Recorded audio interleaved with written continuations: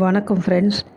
லக்ஷ்மி அம்மா அவர்கள் எழுதிய 2வது மலர், அத்தியாயம் 8. வசுந்தராவுக்கு தன்னை பற்றி பிரமாதமான எண்ணங்கள் உண்டு. எதற்கும் அஞ்சாத நெஞ்சம் படைத்தவள். எந்த பிரச்சனையையும் திறமையாக சமாளிக்க தெரிந்தவள். கவலைகளைக் கண்டு கலங்காதவள் என பலவாறு தன்னை பற்றி உள்ளூர் பெருமையாக நினைத்து கொண்டிருந்தவள்தான். அமுத்தலாக அவள் அமர்ந்திருந்த அதிகார பீடம் சில நாட்களாக ஆட்டம் கண்டுவிட்டது போல அவளுக்கு ஒரு திகில் உணர்வு ஏற்பட்டு விட்டிருந்தது. மண்டையை அழுத்தி கொண்டு சில எதிர்பாராத கவலைகள். அம்மா சொல்வதற்கெல்லாம் தலையாட்டி பொம்மையாக இருந்த சம்யுக்தாவுக்கு என்ன வந்துவிட்டது? அவளுக்கு சற்றென்று புரியாத பெருத்ததொரு குழப்பம். மகளுடன் தொழிற்சாலை நின்று திரும்பியதும் குளித்து மாற்றுடை அணிந்து கொண்டு ஒரு கட்டு ஃபைல்களுடன் முன்னறையில் உட்காருவதை வழக்கமாக்க முயன்றாள். அலுவலகத்தில் விவரிக்க முடியாத சில அந்தரங்க சங்கதிகளை மகளுடன் பேசி முடிவெடுக்கத்தான் அந்த ஏற்பாடு. சம்யுக்தா, இப்படி வா என்று அன்று மாலை மகளை அவள் அழைத்த போது பெண் முகத்தை சுருக்கி கொண்டு உட்கார பிடிக்காது திரும்பினாள். எங்கே போகிற? இப்படி உட்கார். டென்னிஸ் பயிற்சியை கொஞ்ச நாளாக விட்டதிலேயே உடம்பு கனத்து விட்டிருக்கு. டென்னிஸ் ஆட போகிறேன். முன்பெல்லாம் வேப்பங்காயாக கசந்த அந்த விளையாட்டு இப்போது தேனாக இன்றைக்கி. காரணம், மேக்ஸியோட ஆட போகிறேன். தடுக்கி விழுந்து பல்லை உடச்சிக்காதே. வெளியே போக புடவையும், வீட்டில் இருக்கும்போது மேக்ஸியம்தான் எனக்கு ஒத்து வருகிறது. பேண்ட் சட்டை அணிய பிடிக்கலை. கீழுதட்டை கடித்து கொண்டு மகளை விரித்தாள். ஓங்கி உயரமாக நீலவெண்ண மேக்ஸியில் ஒடிய கொடியாக நின்ற மகளது அழகிய முகத்திலே ஆபாசமிக்கதொரு பரபரப்பை கண்டாள்.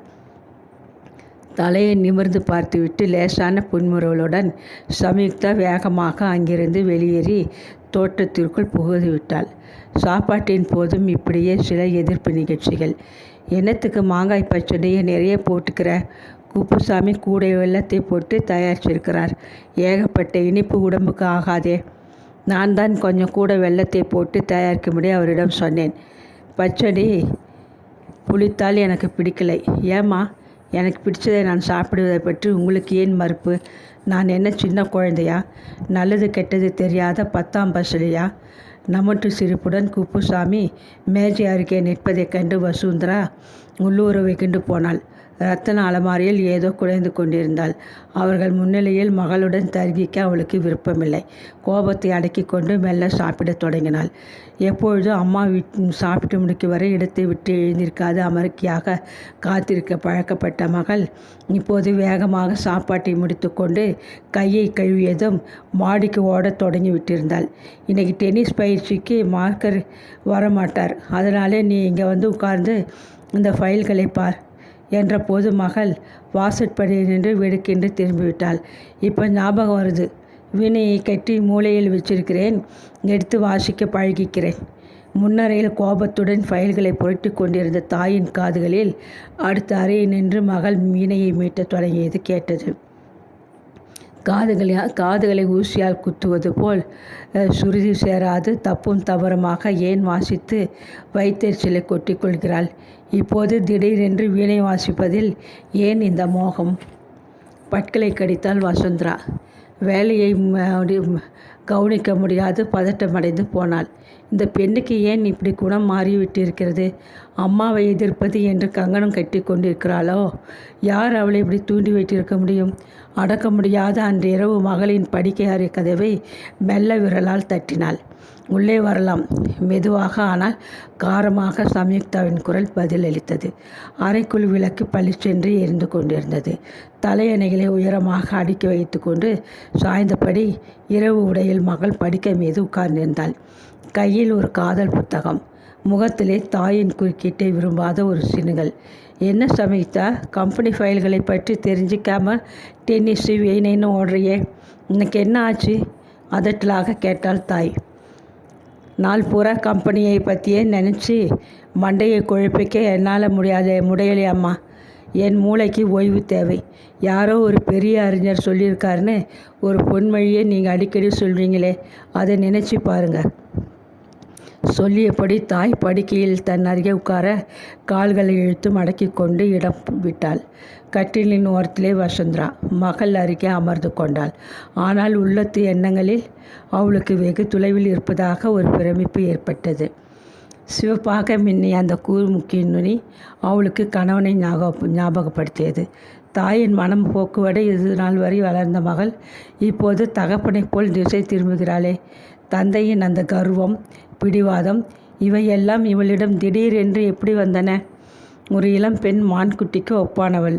திறந்த புல்வெளியில் அதை மேயவிட்டால் எது முள் எது நல்ல புல் என்று தானே தெரிந்து கொண்டு தின்னத் தொடங்கும். யாரும் அதற்கு சொல்ல தேவையில்லை. ஒரு குறிப்பிட்ட இளவயதில் ஒரு பெண்ணுக்கு நன்மை தீமைகளை தானே புரிந்து கொள்ள அறிவு வந்துவிடுகிறது. அவள் சம்யுக்தாவிடம் அடிக்கடி சொன்னது உண்மைதான். இதை சொன்ன அறிஞர் யாரோ, ஆனால் வசுந்தராவின் தந்தை அடிக்கடி இதை சொல்லி வந்தது உண்மை. அவளுக்குத்தானே நல்லது கெட்டதை தெரிந்து கொண்டு வாழ பூரண சுதந்திரம் கொடுத்து விட்டதாக அவர் நினைத்தார்.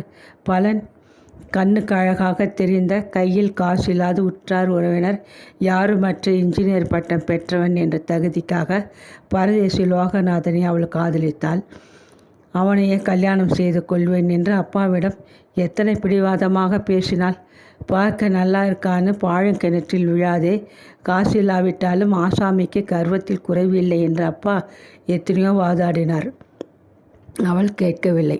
நம்ம கம்பெனியில் நம்மள கீழ் வேலை செய்கிறவன் அந்தஸ்தை பற்றி யோசிச்சியா? அம்மா புலம்பினாள். கை கட்டி கொண்டு உங்கள் முன்னால் வந்து நிற்கிறார் அவர். உங்கள் வியாபாரத்தை விருத்தி செய்து தமது ஆற்றலை தந்து உதவுகிறார். சம்பளம் கொடுக்குறீங்க. இதில் அந்தஸ்து என்ன வேண்டி கிடக்கிறது? உங்ககிட்ட பணம் இருக்குது, அவர்கிட்ட படிப்பும் திறமையும் இருக்குது. லோகநாதனுக்காக வக்காலத்து எடுத்துக்கொண்டாள். ஒரே பெண். அவளது மகிழ்ச்சியும் திருப்தியும் முக்கியமாயிற்றே. அப்பா கடைசியில் அசைந்து கொடுத்தார். அம்மா மௌனமாகி போனாள். லோகநாதன் முடிவில் அவரது வீட்டு மாப்பிள்ளையாக மாறினார். மாமனார் வீட்டு மருமகனாக தங்கி கொண்டு வீட்டிற்கும் என் கணவரை இன்னும் கொஞ்ச நாளில் எப்படி மாற்றிவிடப் போகிறேன் பாருங்கள். அப்பாவிடம் சவால் விடுத்தாள் அவள். காதலித்து கைப்பிடித்த அவள் கணவன் அவள் விருப்பத்திற்கெல்லாம் ஈடு கொடுத்தாரா? சம்யுக்தா பிறந்தாள். அந்த குறுகிய காலத்திற்குள்ளே அவர்களுக்குள் எத்தனை அபிப்பிராய பேதம்! வேண்டாது பொண்டாட்டி கைப்பட்டால் குற்றம், கால்பட்டால் குற்றம் என்பது பழமொழி. அவள் சம்பந்தப்பட்டவரை அது தலைக்கு கீழாக மாறிப்போனது. மரியாதைக்குரிய மாமனாரிடம் தன் கணவன் அடங்கி கிடக்காது எதிர்த்து பேசுவதைக் கண்டு எரிச்சல் பட்டாள்.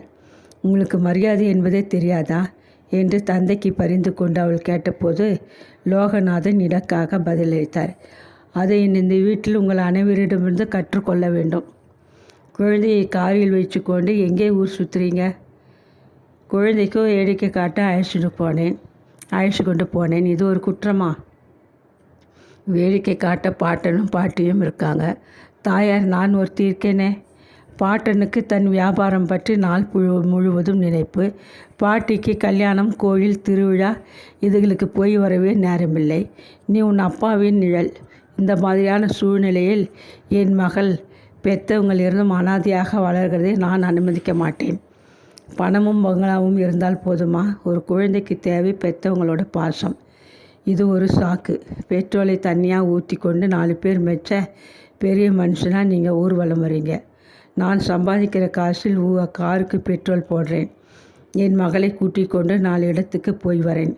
எனக்கு இல்லாத தகுதியை இருக்கிறது போல காட்டிக்க நாடகம் நான் போட தேவையில்லை. அந்த கலை உங்கள் குடும்பத்து சொத்து. பேச மாட்டிங்களா? நல்லா எல்லா வசதியும் செய்து கொடுத்தா இதுவும் சொல்வீங்க, இன்னமும் சொல்வீங்க. போதும், கேட்க சகிக்கவில்லை. அம்மா உள்ளே இருந்து தலையில் அடித்து கொண்டு இடை புகுந்தால்தான் இருவரிடையே ஆரம்பித்த தர்க்கம் நிற்கும். ஆமாம், மனதில் உருவாக்கி வந்த கசப்பு நெஞ்சு வரை நிற்காது ஏறிக்கொண்டே போயிற்று.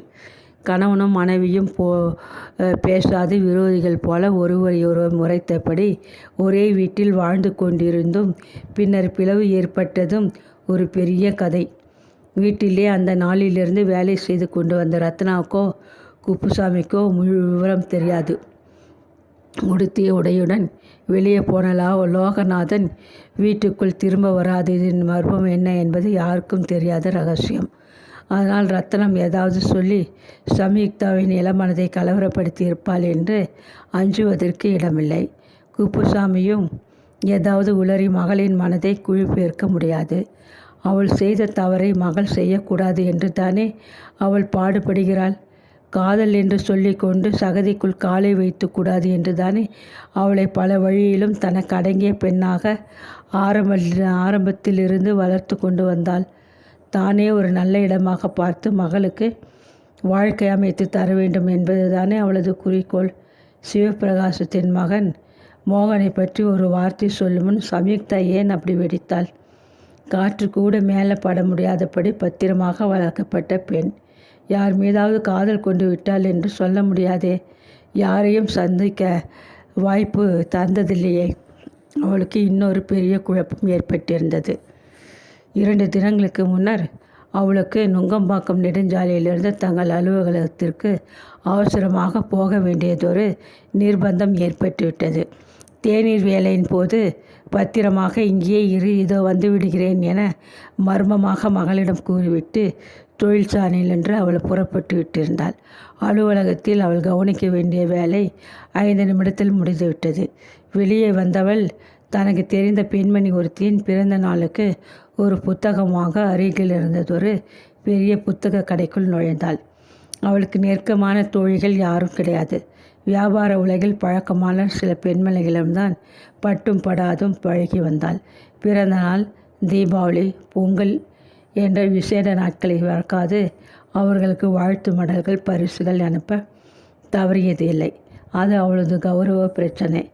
பரிசை பெறப்போகும் பெண்மணியின் ரசனை உணர்வு பற்றி ஏதும் தெரியாது. எனவே அவளுக்கு சமையல் புத்தகம் ஒன்றை வாங்கி தபாலில் அனுப்பி வைக்கும் எண்ணத்துடன் கடைக்குள் நுழைந்தாள். கேக்குகள் சுடுவது எப்படி என்றதொரு விலை உயர்ந்த புத்தகத்தை சற்றென்று எடுத்து கவுண்டரில் கொடுத்து பணம் கட்டி பொட்டலத்தை பெற்றுக்கொண்டு வெளியே வந்தவள் மின்விசையால் தாக்குப்பட்ட போல அதிர்ந்து போனாள். குறுந்தாடியும் மீசையும் கருப்பு கண்ணாடியும் நரையோடிய மொழியுமாக உயரமாக குர்தா பைஜாமில் காணப்பட்ட அந்த மனிதன் அவள் கணவன் லோகநாதனா? நிச்சயமாக அவளது கணவன்தான் என்று உறுதியாகவும் நினைக்க முடியவில்லை. என்ன வெட்கக்கேடு! காதலித்து மணந்து கொண்ட கணவனை அடையாளம் கண்டு கொள்ள முடியவில்லையே. சாயல், நடை, உயரம் எல்லாம் அப்படியே இருக்கின்றனவே. லோகநாதனுக்கு சென்னையில் என்ன வேலை? ஒரு சமயம் பயமுறுத்தி அவளிடம் பணம் வாங்க வந்திருப்பாரோ? நெஞ்சு திக்கின்றது. எடுத்துக்கொள்ள உடம்பு வியர்வையில் குளிக்க காரில் ஏறிக்கொண்டாள். தொழிற்சாலையில் அவளுக்கு அன்று முழுவதும் வேலை ஓடவில்லை. ஒரு சமயம் அவள் வீட்டில் இல்லாத போது கோவிலுக்கு போயிருந்த அன்று மாலை அவளது கணவன் பங்களாவுக்கு வந்த சம்யுக்தாவை சந்தித்து விட்டாரோ? இருக்க முடியாது. அப்படி இருந்தால் ரத்னா உடனே சொல்லியிருப்பாளே. அவள் பெரிய வேட்டை நாயாக வேலை பார்க்கிறவளாச்சே. குப்புசாமிக்கு ஓட்டை வாய், ஓடி வந்து உளறி கொட்டியிருப்பார். சம்யுக்தா நான் முந்தா நாள் கோவிலுக்கு போயிருந்த சமயம் என்னை தேடிக்கொண்டு யாராவது இங்கே வந்தாங்களா? கேட்டு முடிப்பதற்குள் அவளுக்கு மூச்சு திணறியது. யாரும் வரல. ஏன் கேட்குறீங்க? எங்கள் மாதர் சங்கத்துக்காரங்க யாராவது டொனேஷன் வந்து உன்னை தொந்தரவு பண்ணுறதை நான் விரும்பலை. ஸ்வசன சமாளித்தாள். அன்று ஒரு நாள் நீங்கள் எச்சரித்ததிலிருந்து என் கல்லூரி தோழிகள் யாரும் இந்த பக்கம் வரதில்லை, பக்கமே வரதில்லை. அவங்களோட ஃபோனில் பேசக்கூட எனக்கு இப்போலாம் நேரம் கிடையாது. ரத்னாவை தாண்டி யாரும் வீட்டுக்குள்ளே வர முடியாது. தோட்டத்துக்குள்ளே நுழையும் முன்பே உங்கள் நாய் மகியின் குறைப்பை கேட்டு நடுங்கி போய்விடுவாங்க. காற்று கூட அத்துமீறி உள்ளே வர முடியாத இரும்பு திரை போட்டு மறைச்சி வச்சிருக்கிற பங்களாவா செய்து யார் வரப்போகிறாங்க இங்கே? அதிக பிரசங்கித்தனமாக தன்னிடம் பேசிய மகளை வெறித்து பார்த்தாள் தாய். இது டீனேஜின் கோளாறு. திடீரென்று ஒரு முரட்டுத்தனம் உருவாகியிருக்கு. மெல்ல மெல்லத்தான் இதை ஒழுங்கு செய்ய முடியும் என்று எண்ணியபடி தாய் மகளின் கன்னங்களை லேசாக வருடினாள். தூங்கம்மா, ரொம்ப நேரம் படிக்காதே, நாளைக்கு தொழிற்சாலையிலே ரொம்ப வேலை இருக்குது சொல்லியபடி வெளியேறினாள். கதவை தாளிட்டு கொண்டு படுக்கை மீது உட்கார்ந்த மகளின் முகத்திலே வெற்றி புன்னகை லேசாக உதயமாகியது. அன்று மாலை குப்புசாமியிடமிருந்து ரகசியமாக கடன் வாங்கி ஒளித்து வைத்து கொண்டிருந்த தன் தந்தையின் பெரிய புகைப்படத்தை தலையின் அடியிலிருந்து எடுத்து பார்த்தாள். குப்புசாமி காட்டிய கடிதத்தில் படித்த பின் அவருடன் பேசி சில சங்கதிகளை தெரிந்து கொண்ட பின் அவளுக்கு அம்மா மீது இருந்த மதிப்பும் பாசமும் குறைந்துதான் போய்விட்டன. இத்தனை திறமையாக தொழிலை நடத்தி வரும் அம்மாவுக்கு இந்த அப்பாவுடன் ஒற்றுமையாக வாழத் தெரியவில்லை. ஏக்கத்துடன் படத்தை உற்று பார்த்தாள். அப்பா, உங்களை நான் என் வாழ்க்கையில் ஒரு தடவையாவது சந்திப்பேனா? சொல்லுங்கள் அப்பா. தனக்குள்ளே முனகிக் கொண்டவள் கண்கள் கலங்கி போயின.